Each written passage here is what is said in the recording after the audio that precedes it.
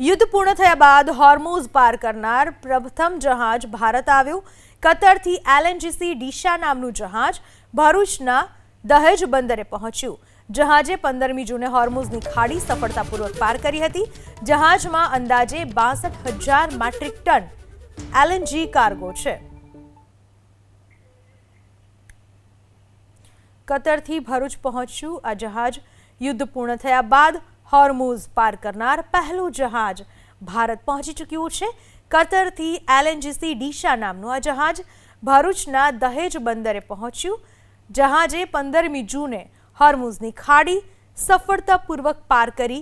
જહાજમાં 62,000 metric ton LNG cargo છે। કતરથી ભરૂચ પહોંચ્યું આ જહાજ યુદ્ધ પૂર્ણ થયા બાદ હોર્મુઝ પાર કરનાર પહેલું જહાજ ભારત પહોંચી ચૂક્યું છે। કતરથી એલએનજીસી ડીશા નામનું આ જહાજ ભરૂચના દહેજ બંદરે પહોંચ્યું। જહાજે 15મી જૂને હોર્મુઝની ખાડી સફળતાપૂર્વક પાર કરી।